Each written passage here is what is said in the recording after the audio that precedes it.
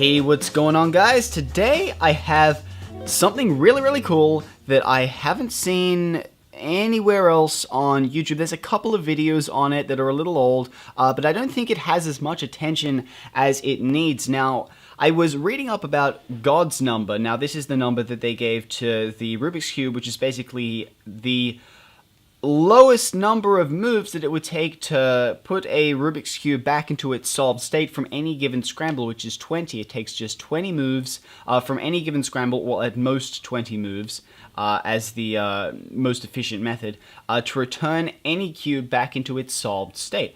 Now, I found this to be very interesting, but of course, it does take more moves than that to return a cube back into its solved state because we use algorithms, and those algorithms have a set number of moves.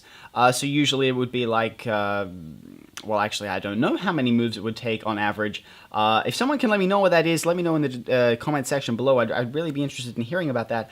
But I also found, after doing a little bit of digging, that it turns out these same people that figured out that it takes 20 moves to bring a Rubik's Cube back into its solved state from any given scramble, they also found an algorithm that can be applied to the Rubik's Cube on any angle, on any orientation of any scramble that will have the cube pass through its solved state.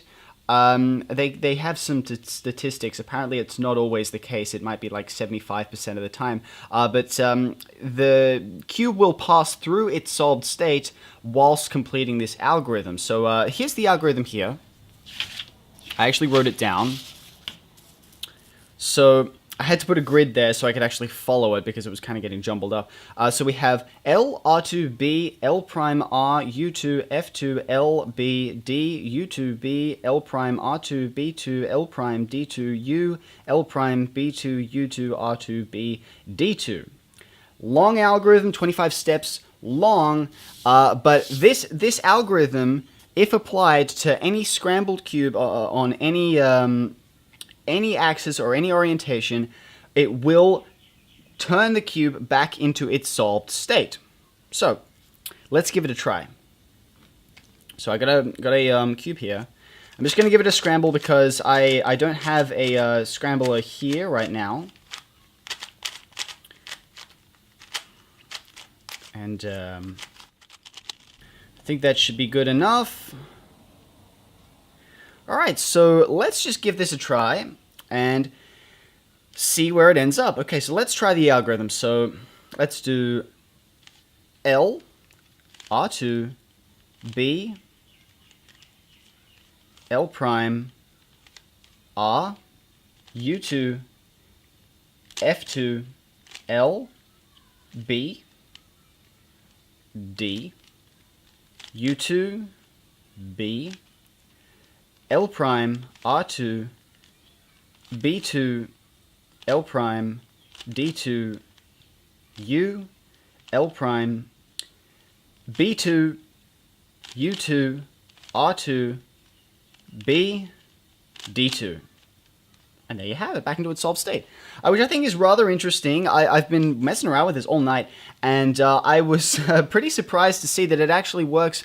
That's actually a very rare case where you get right to the end of the algorithm. Usually, it will pass through its solved state at any given point on this algorithm, so you could probably get like 9 or 10 steps in. Usually, it's around 14, 15 that the puzzle will be solved. Just to prove that this works, I'm going to do it again. So let's just do another scramble here. You can try this at home. You can try this at home right now. If you have a Rubik's Cube, then you can give this a try yourself. If it's already scrambled, then you can follow along with me and give this a try. So let's just do a load of scrambling here. Okay, so that looks pretty good. So let's give this another try. So L, R2, B, L prime, R, U2, F2, L, B, D, U2, B, L prime, R2. and it's already passed through its solved state. So you can see I've got B2, L prime, D2, U, and the rest of the algorithm still to go. So that is the nature of the algorithm. It's not like any other algorithm where it will cycle the pieces. The cube will pass through its solved state along this algorithm. Now this, they have some statistics with them. I haven't been able to find them, but basically if you get to the end of the algorithm and the puzzle hasn't been solved, then all you had to do is go full circle and just continue with the algorithm from L all the way through. And usually by the second time, sometimes it happens, you'll have to go through it a third time. But basically, if you just continue following this sequence, the cube will pass through its solved state whilst performing this algorithm. Okay, so the reason that it does this, I'm not entirely certain, but basically this algorithm has been built on statistics. Statistically, what is most likely to bring two pieces together? And this is just based on all of the other algorithms that are out there floating around today, all of the OLL, all of the PLL, all of the F2L algorithms. They all come together, and statistically, with this sequence of notations, you are more likely to get a, to bring just a couple of pieces together, so it will bring 2 or 4 pieces together.